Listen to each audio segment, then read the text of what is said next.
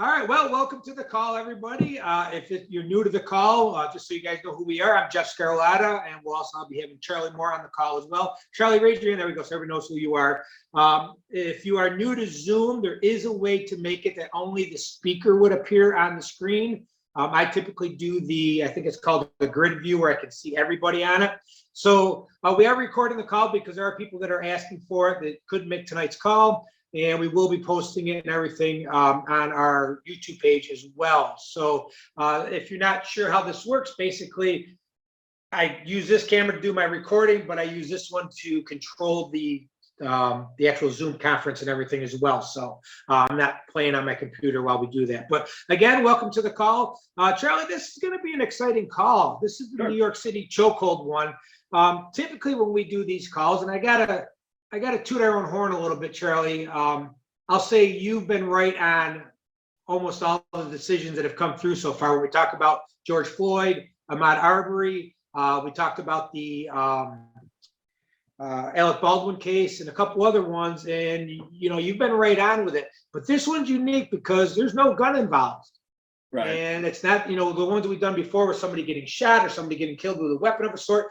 That's not true with this one. So Charlie, before we play the video, do you have any thoughts going into this call? Well, first, thanks for the compliments. I appreciate it. It just comes with being elderly, and thank you for not mentioning the amount of times I've been wrong in my life. But it comes with a lot of experience and certainly a lot of mistakes in the 41 years I've been in the law enforcement community, and just kind of learning how things tend to go based on what we're going to talk about this evening, whether it's use of a firearm and lethal force intention, or in this case, I believe to be an unintended death, but the ramifications and how we as firearms carriers or concealed carriers or people that want to protect ourselves and our families have to, in today's litigious society, be able to justify or articulate, if you like that word, what we did, why we did it, and how we, and naturally how we did it. And a lot of it is, I saw some, discussion some of us have, and it's okay to have a debate and disagreements, that's fine. But it's how without emotion or without the conclusion or without speculation, we did what we did. So based on about facts and not conclusions, and about, emotions and things. So that's kind of why Jeff and I picked this topic, and I appreciate everybody being on, and hopefully have a good, sharing of information. All right, here we go. Let's play the video and see where we end up here. So yeah, I have to remember. I'll talk over you while you're there, but I'm sure everybody's seen the video. I've been looking, and I know a couple of us on there. I thought I saw Anthony on there earlier, and a couple other folks. Obviously there's more tape, there's more subway, and more visual or video evidentiary stuff that I've not seen. I haven't been able to get a hold of it. The one Jeff's trying to key up is basically about the 4-minute one taken by a gentleman named Juan Alberto Vasquez, I believe his name is, who was the one that started videoing about 10 minutes into the event, about 4 minutes, as the way I've been told and read, toward the end of the event. Right. That we're going to talk about. So. All right, let's see if I can get this going here. All right.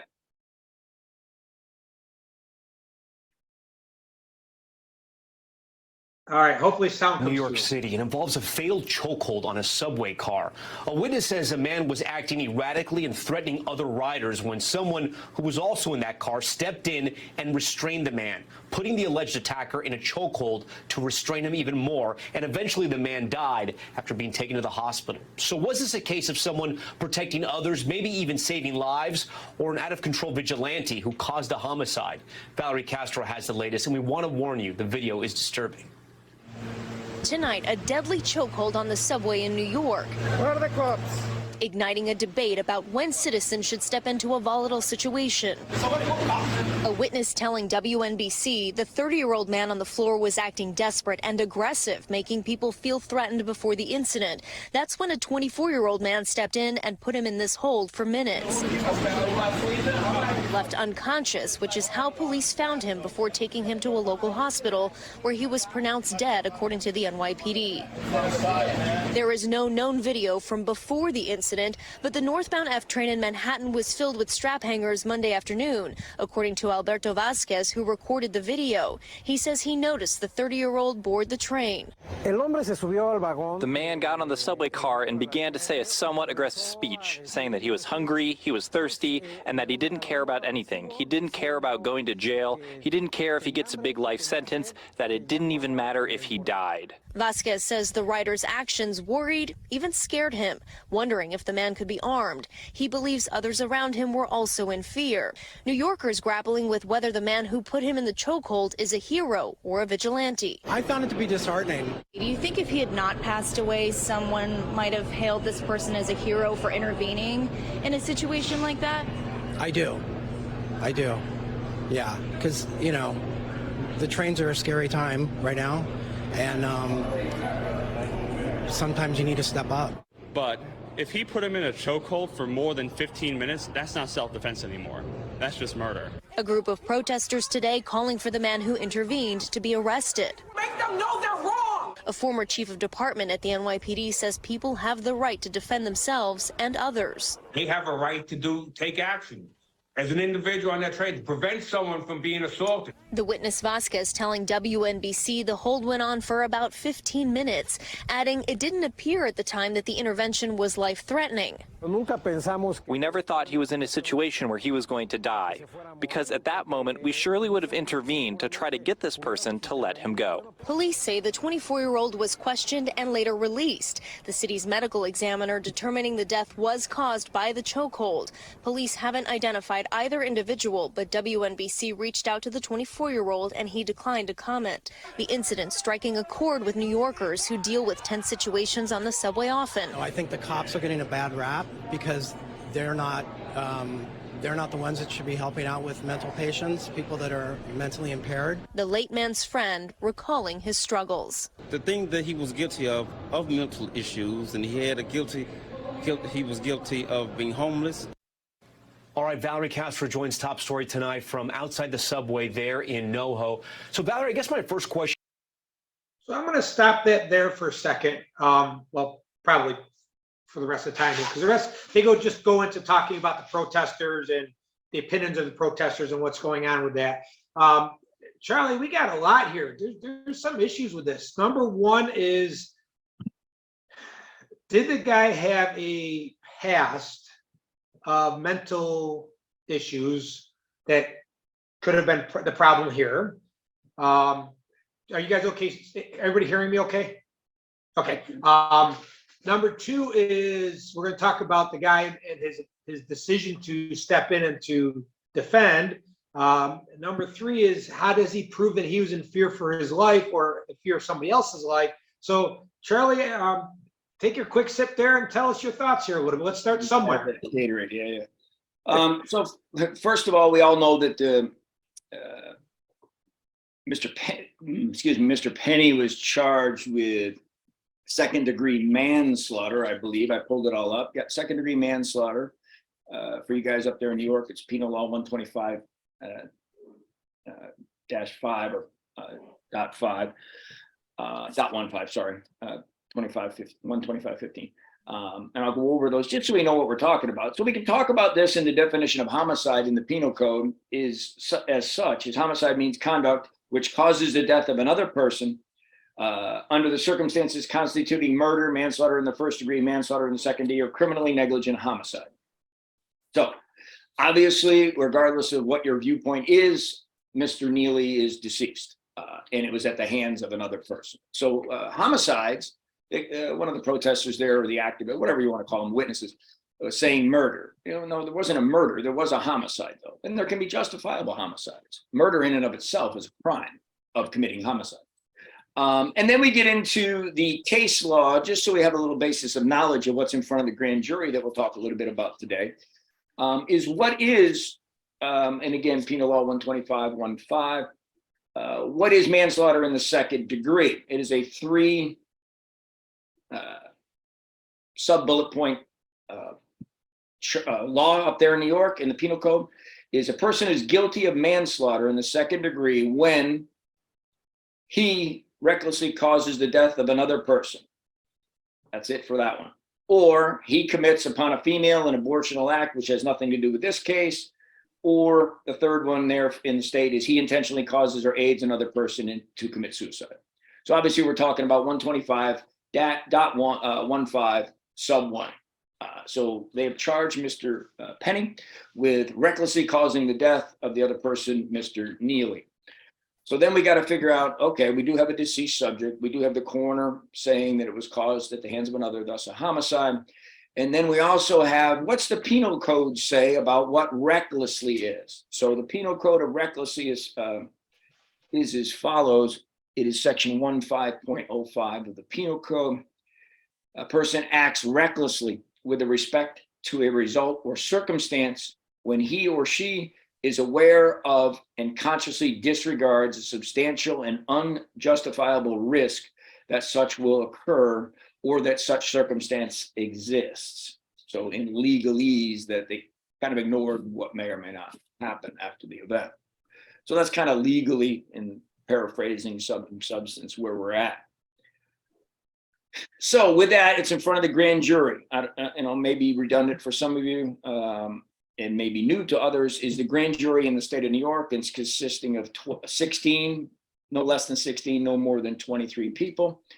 Unlike a jury trial in a criminal case, you have to have at least 12 that say, yes, Jeff, reasonably, it's reasonable that he caused or committed this act that he's in front of the grand jury for. In this case, it's reasonable that 12 people could agree that Mr. Penny caused the death recklessly of Mr. Neely. And that's all it's needed. It's not unanimous, like a criminal trial. So it's 12 out of 23, or 12 out of 16, or 12 out of 17, but at least 12 folks. So that's what the grand jury is. The thing about grand jury, for those guys and gals that don't know what it is it's just a one-sided presentation of the case. Generally, defendants don't want to testify in it because, now we have a record of their whatever they do and don't discuss, and they're open to it. Most people are granted immunity in the case. They testify. It's supposed to be secret, blah, blah, blah. So just so we have a little knowledge of what the legal proceeding is that's going on up there. All right. So I guess let's start with, in order for this to be, let's say, justified, imminent fear of death or bodily harm, great death or bodily harm, to somebody else or to yourself. All right. So could the defendant have been in the situation that he felt that the subject he was already threatening? I mean, he was telling people he didn't care if he went back to jail, according to the witness. He was telling people that he was hungry and he was going to do whatever it takes to get food.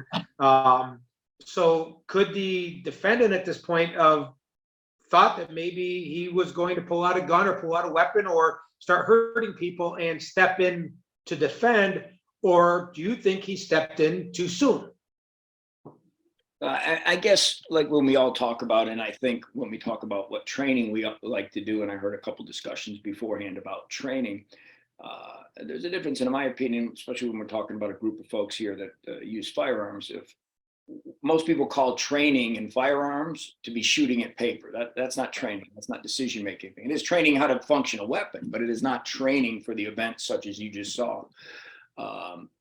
Same in jiu-jitsu that Jeff's been teaching for years is. It's not training to do those things. So I think, like you said, is he too soon?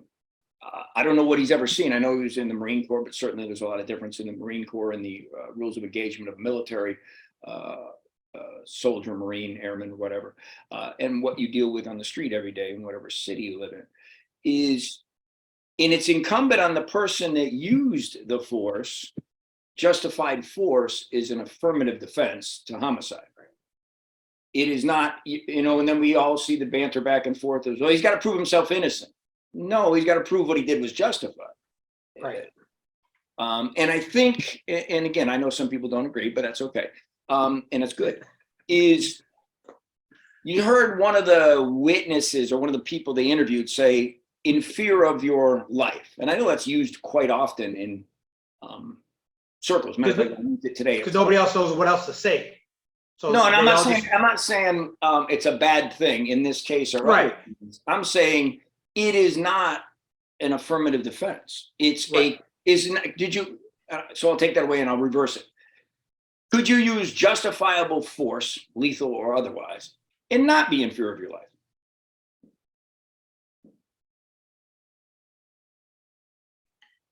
Yeah, I mean, could you justify be forced and not be justified? Is that what you said?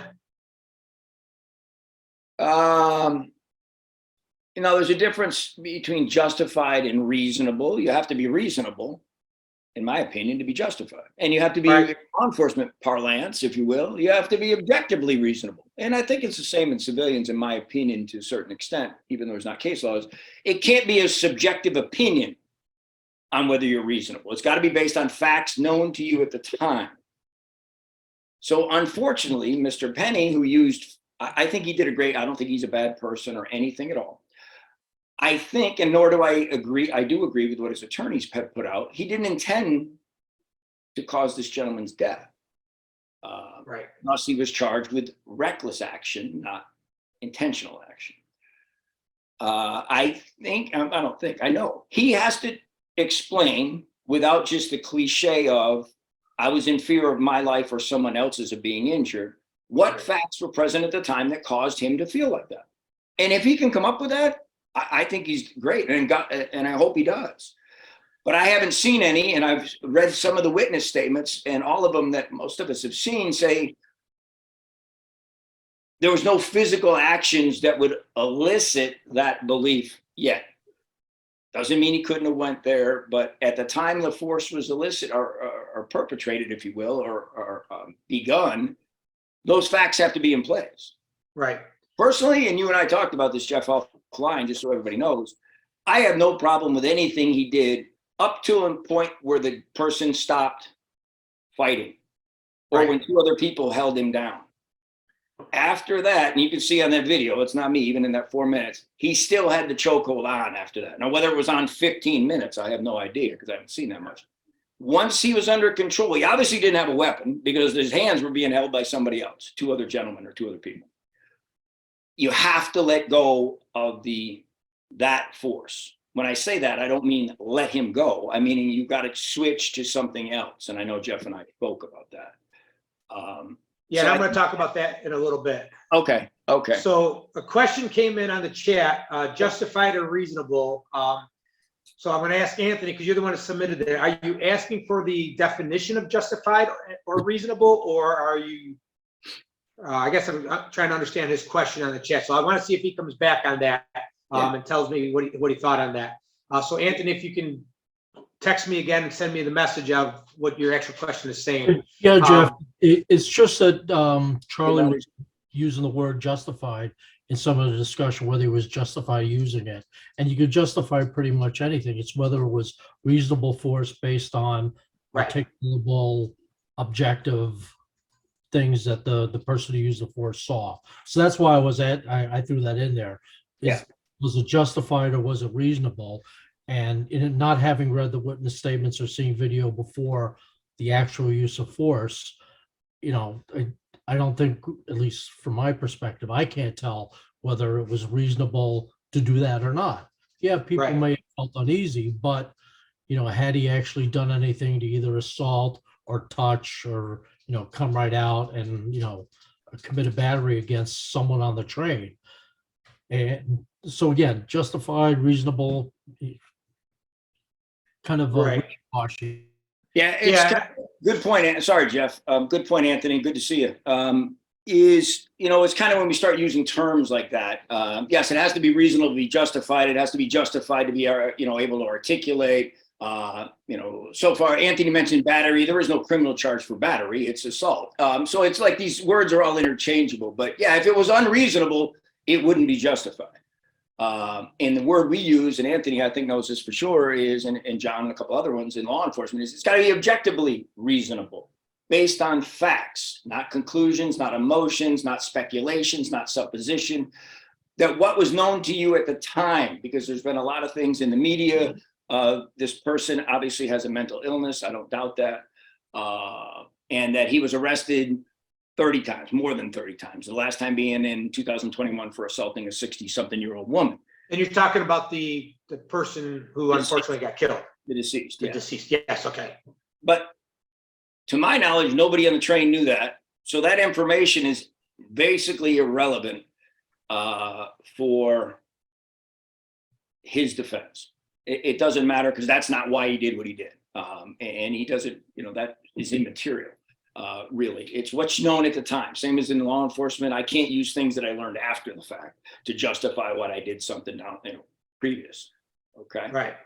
So, no, I mean, so yeah, that was a good point about reasonable and things. I think I appreciate Anthony bringing that up. But, if it's unreasonable, it's certainly not going to be justified. Right. So, and I think that's we had a situation on my Facebook page where, a person was just saying, well, if the person says he's in fear for his life, then he's in fear for his life, and that's it. He's justified in killing someone, and that's not the case. So I'm gonna throw a little bit of curveball out here, Charlie, and I didn't really discuss this with you, so I'm sure you'll be able to deal with it with no problem. When they talk about in fear for the life, there's going to be, I always teach this as, like in my words, kind of like three different ways they're going to look at somebody being in fear for their life. Number one is going to be, what is visual? You're talking about a big guy attacking a small girl. Well, the girl should be in fear of the big guy, right? So when you talk about a visual appearance, they're going to look at that. The second thing is going to be what I call as a paper fear, and I'm going to come back to that one in a second. But then the third one is going to be really the reality of what that person felt. And the only one that can tell anybody how they felt is that person.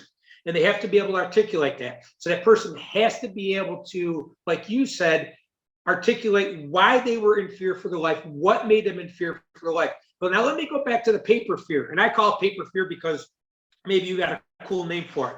Paper fear is people are going to look at me and even you and some other people on this call and think just because we have some kind of certification, just because I have a high degree in martial arts background, I have a jiu-jitsu black belt as well. I am a defensive tactics instructor. Because of these other things that I have, they kind of look at me saying, well, geez, you shouldn't be afraid.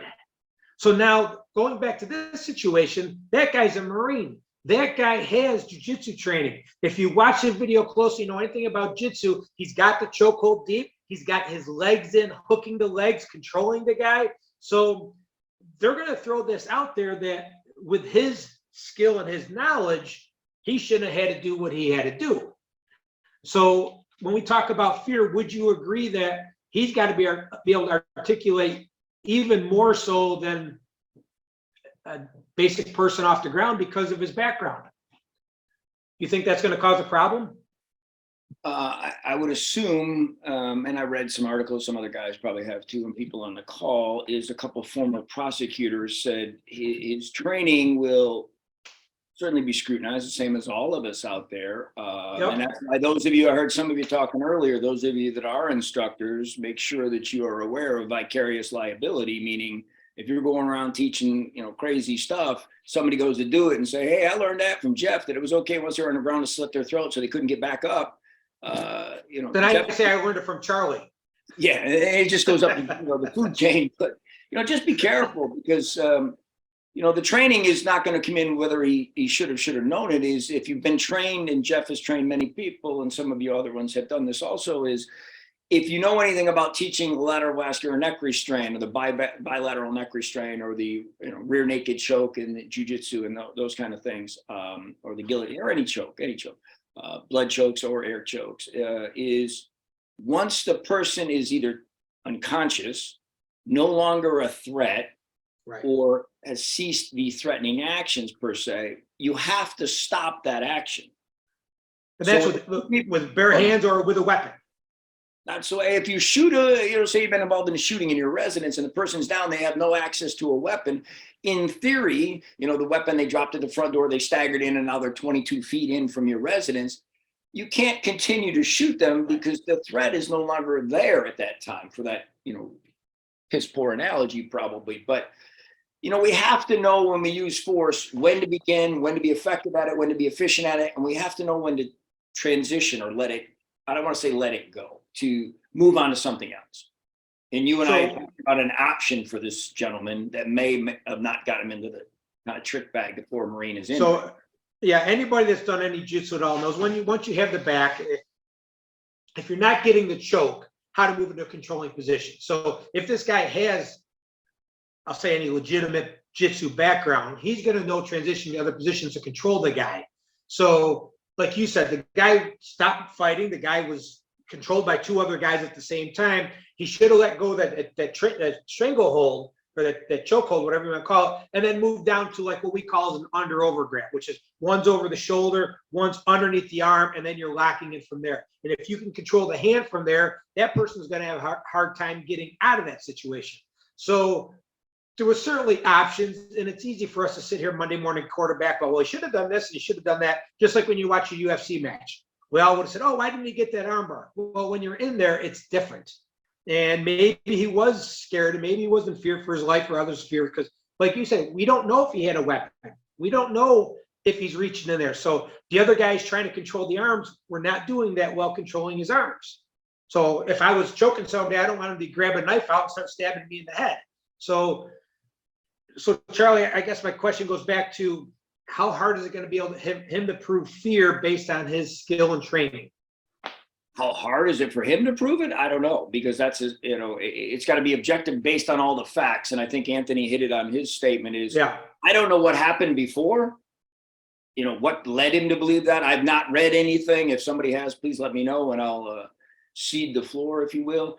That said he had a weapon at all. That said, other than verbally, he said he, had no food, had no water, didn't care if he went to jail forever. Right. Blah, blah, blah. I've certainly arrested a whole bunch of people that said, I'm not going to jail, I don't care what you do, and then, gave up. So I'm not saying you don't take it into consideration, but I've not heard one person say that he kept reaching into his waistband, for example, or he kept reaching into something. Right. I saw a bump in his pants or pocket. Could he have had one? Sure. I've arrested a whole bunch of people and seen people that have ankle holsters on. Does that mean that, they can access that without doing things? He wasn't getting a weapon very easily from the position he was in. Now, anything's possible. That's why force and using force is such a, quote unquote, if you will, gray area. There's very, very few that are cut and dry. That's why I agree perfectly with what Mr. Anthony said is, if you look at my glasses as a football field goal, field goal, how much does it cost you to kick a field goal and it goes right through the middle? I mean, how many points? 3. How many if it hits the edge and rolls in? 3. How many if it hits this and rolls in? 3. How many if it goes over to this side? 3. But they're all still reasonable. Force, we could all do something different and still be objectively reasonable.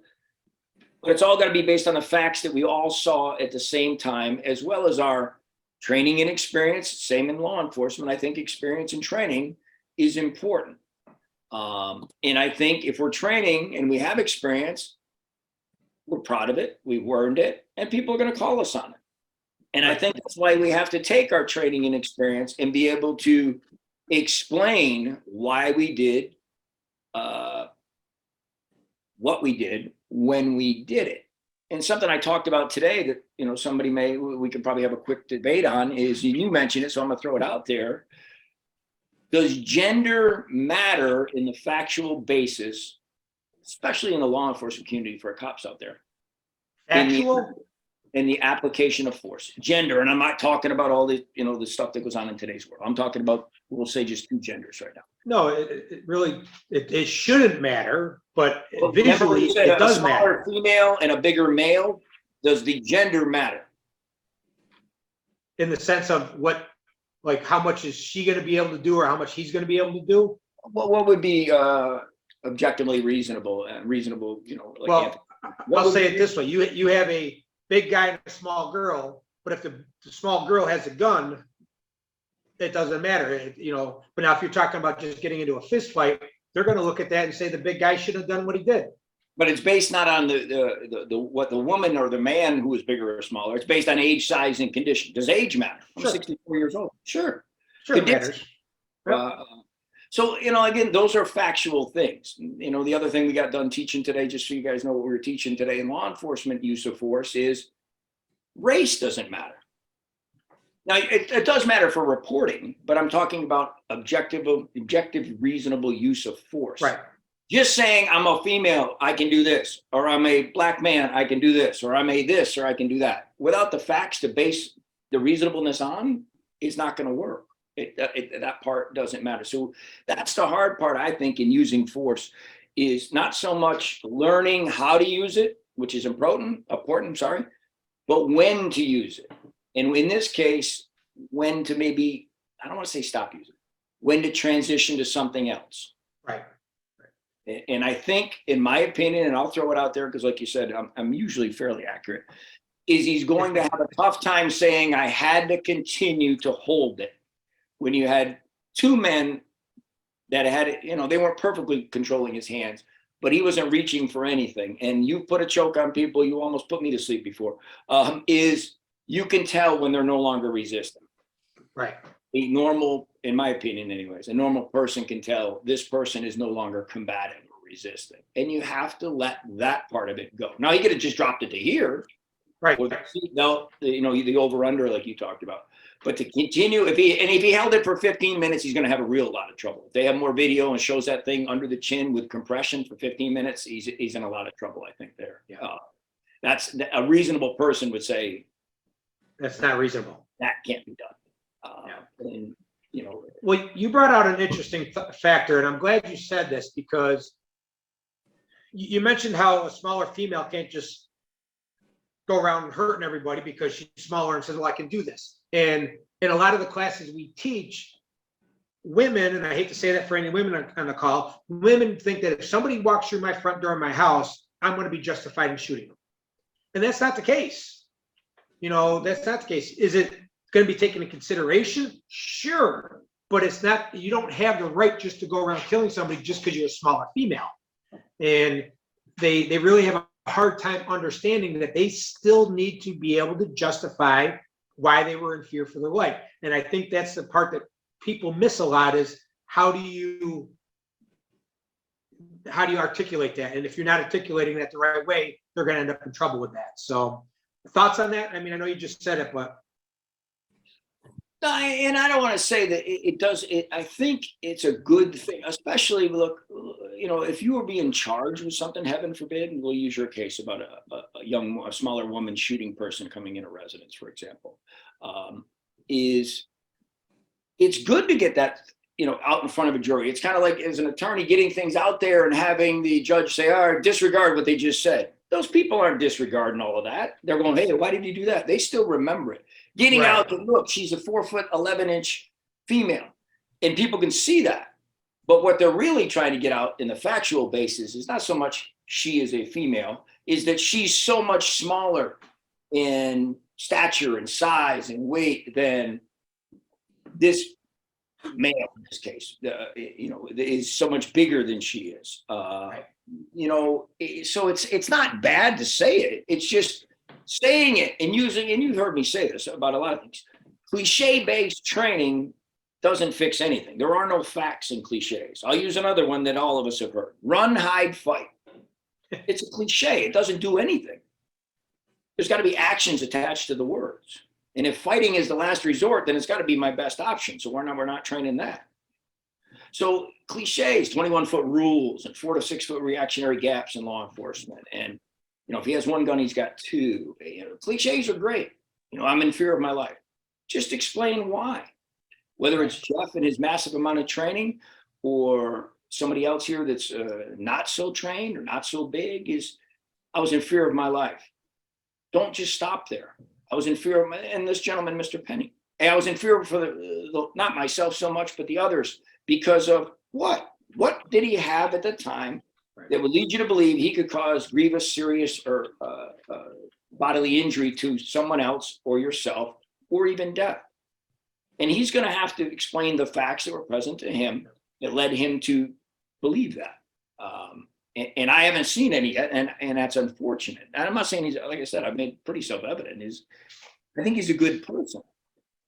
Somebody said on one of the forums that I was on is, do you think he should have done nothing?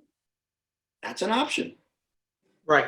Once, and you see me write it, I wrote it again the other day and a bunch of other things, and I said it to the class today, is once you've used force, there's going to be a long process to prove yourself right or wrong, even if you're the most righteous person, and because it wasn't long after Jeff and I discussed this case, is the family sued Mr. Penny. It'll be suing the police department. It'll be suing the city of New York.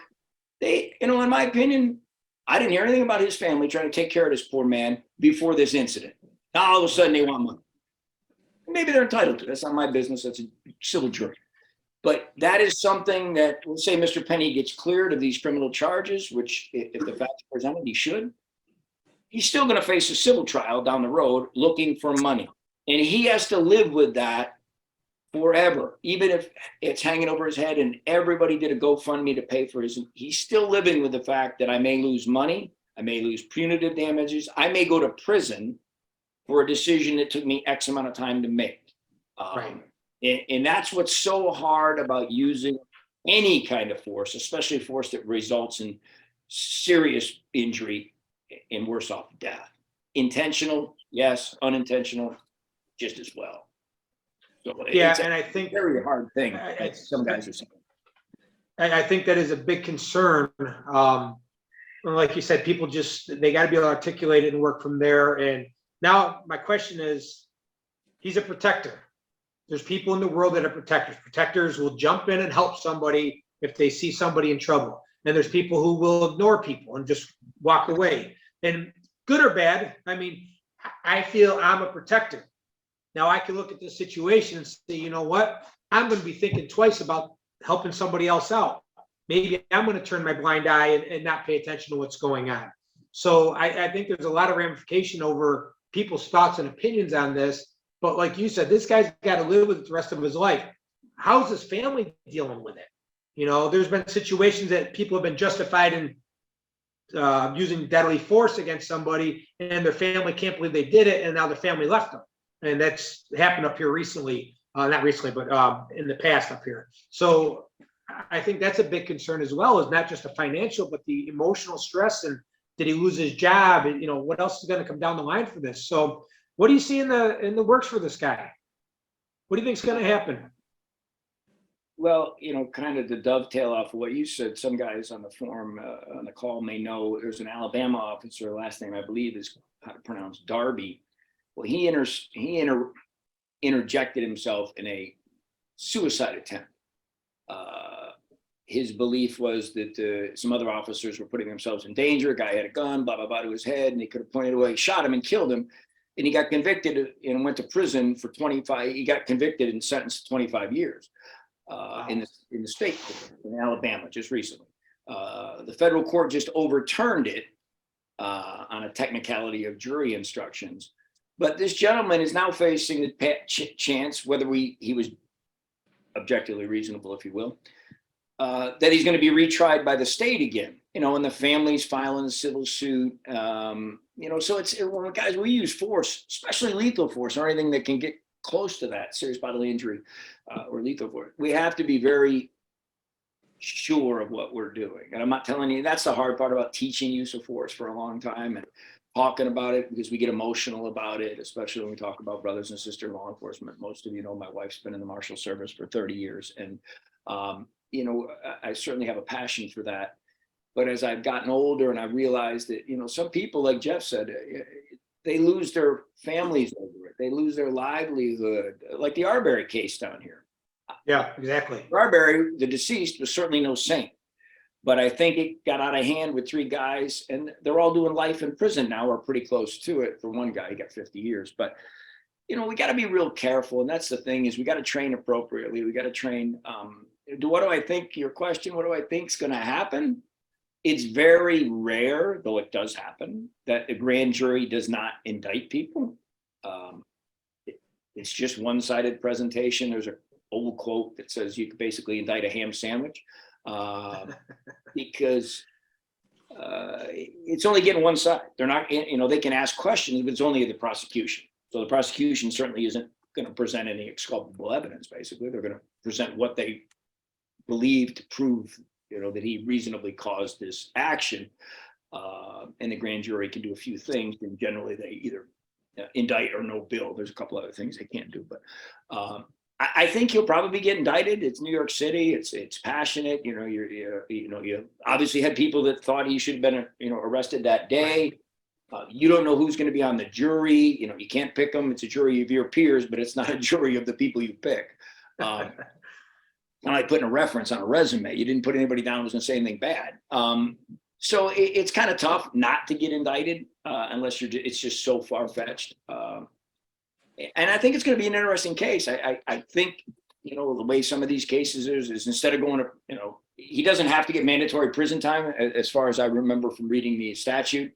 But he certainly doesn't want to be convicted of a C felony and have that on his record. If he, there's always a chance, and all of you know how the justice system works, is if I take it to trial, they're going to set, they're going to quote unquote throw the book at me. What's the best plea I can get? I got to get out of this before I spend too much money, too much time. And, the way these things usually work is, especially this is an emotionally, politically charged case, the way the world is now. I think he'll get indicted, and then we'll have to wait and see what happens at the trial, what else comes out. And Anthony hit it too. Is it certainly, I wish I had the whole video. I'm sure there's a video on those trains. But I haven't seen a witness. I was looking at my notes up here in front of me. One witness says, "Hey man, now you got to let him go." Another one said that we need to roll him over. He can choke on his spit. Those are a couple of them. I'm just looking at the board I have next to me on my notes. So if that's the case, it kind of goes back and reminiscent to me of the Floyd case, where you're saying, "Hey, look, I don't think he's moving anymore. No, we're going to stay here." Right. So we just got to be careful, because all those witnesses, all the witness statements, his training, I think it's all going to come in. I just find it interesting. I'm sad that this Marine has to go through this, but I think our teaching points and why we wanted to do things like this is not to criticize him. And I feel sad that anybody died. Is if we're going to make decisions to use force, use force to protect yourself and others. I mean, to me, it's not, you can't do it in Target to stop people from stealing stuff. I saw that they fired 2 people. Just make sure you're reasonable, and it's what you have to do. I'll never tell you not to do it, but just know that once you do it, it's going to go on for a while. In today's world, don't expect not to get sued. And so, once you're in that, I was just talking to the students today, is, when you get in a civil suit looking for $15 million and they say, "Hey, Jeff, I'll let you settle for 50. And you're going, "All right, I'll take a loan out for 50. And so you've lost 50,000. And then, so it's a very costly thing on a bunch of levels.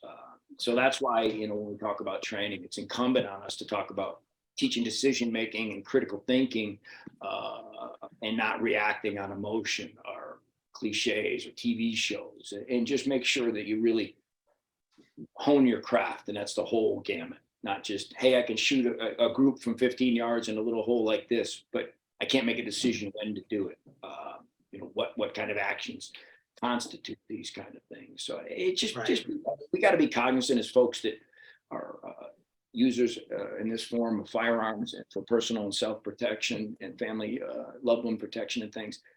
Just be careful not to get caught up in training scars, if you will, or these ideas that we have to we can use it all the time, like Jeff said. When you think about go ahead, sorry.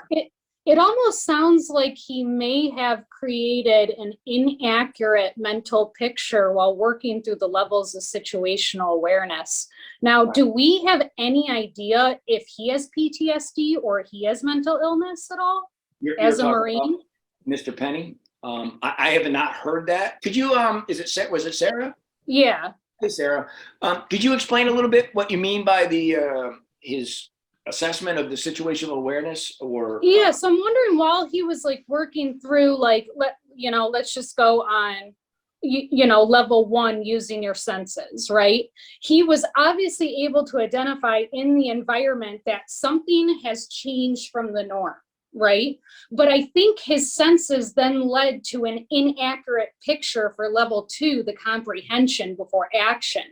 Because although the environment, something was out of the norm, something's not right, I don't think there were any facts that just should have created a mental picture that my life is in danger or anyone else's life is in danger. So I'm wondering if past experiences or trauma or anything else helped to create maybe a false mental picture in his head of what was about to happen in his environment.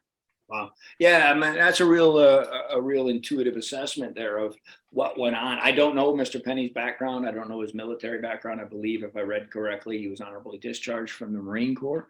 And I'm sure we all thank him for his service. I don't know if he has any of those illnesses that you spoke of. It's certainly a possibility. It is, like you said, incumbent on him and the witnesses. That's the thing, is I felt it this way, and it's kind of ironic, and Jeff knows this, I share it quite frequently.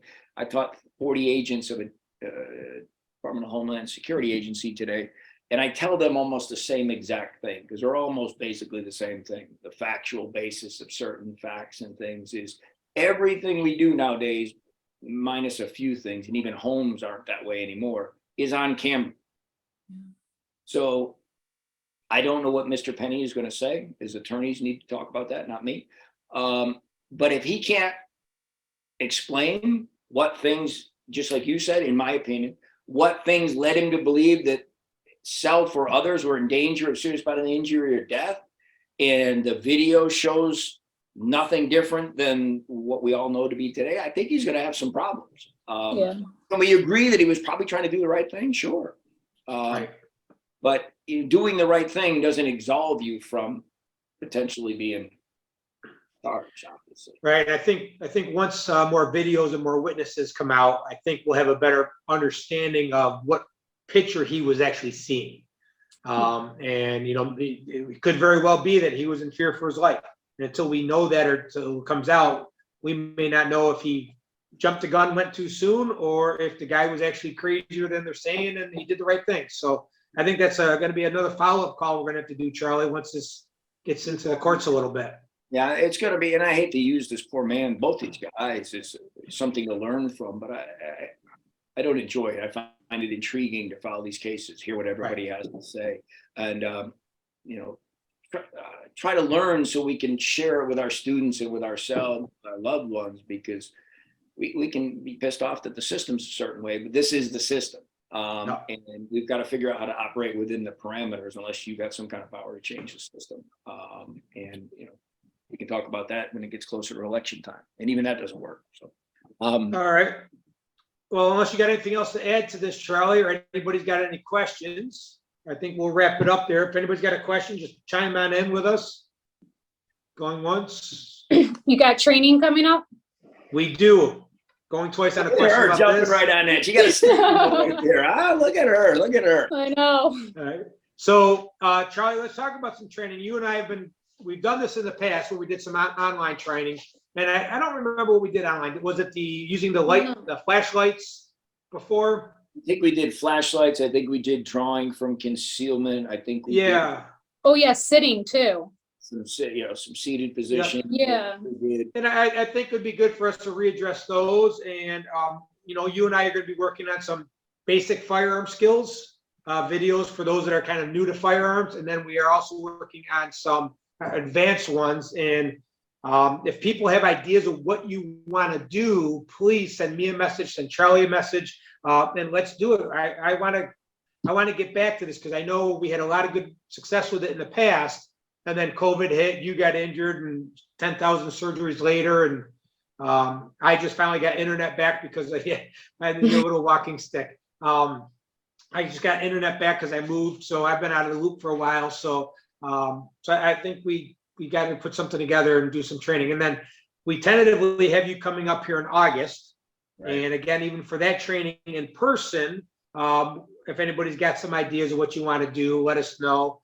I truly believe that if we did one segment at least on decision making, whether we're using the scenario-based videos or we're using live scenario-based stuff, we got some tools that we can use with that. I think that's a learning experience, because everybody can get in their mind what they're going to do, but when it's really going down and something's happening, your mind kind of plays its own game. Yeah, I know we had talked, and I'll throw it out there. We got a couple seconds, I think. I was kind of thinking of some low light work with your flashlight and things. There's certainly debate on weapon-mounted light systems. I don't recommend them for personal home protection, but that's Neither do I. I thought weapon retention was something that nobody addresses. Yep. And really, it happens if you get into a physical altercation, somebody finds out that you have one. Unless you're an open carry person, we can talk about that. I thought building clearing, basic stuff. Say, my advice would certainly be leave your house and call 911. But there's certainly cases where I could probably tell you that you probably search for a missing family member, or you're trying to work your way out of a house, just different things with ankles and movements. Those are just a couple of the ideas that I had, building clearing, and then maybe a live fire day, depending on folks that were interested and stuff, maybe 1 or 2 sessions, whatever. I know last time we did shooting out of cars and around cars and using, the cover concealment on that. And that was fantastic. And I know if you did even something like that again, we would have a full house with that as well. So I know that was good too. So there's a couple of different some ideas I have, but if you have any, or we can think of something together, let me know. Yeah, August is going to come up quick, so we're going to have to get it kind of figured out here in the next couple of weeks, so that we can make sure we got a range and facility and whatever we need. And then, so if anybody's got ideas, please send them to us and let us know. But other than that, I'm going to wrap it up with that for tonight. I appreciate everybody being on the call. It's been a while since we've done one, and there's been a lot of things happening in the news. And like Charlie said, we're not doing these calls to say this person's right or that person's right or this is what should happen. But we call this lessons to be learned, because we should all be learning, unfortunately, from the mistakes of others. And it's kind of unfortunate for them that they made these mistakes and we can learn from them. But I think it's better that we learn from them as opposed to making our own mistakes and finding out that we're in jail for something we thought that was right. So it's lessons to be learned. And I hope everybody learned something off this today, or just got a different perspective on it. And I know Charlie and I go back and forth on thoughts, and sometimes I throw curveballs just to throw in a different idea and get everybody's opinion on that. So, all right, so we're going to wrap it up with that. Good job, everybody. Charlie, thank you again for doing all the research and being part of the call. We appreciate you being there, and always there to help us. So great job, and we look forward to everybody on the next call. Yeah, Have a good night, thanks, everybody. guys. Good to see you.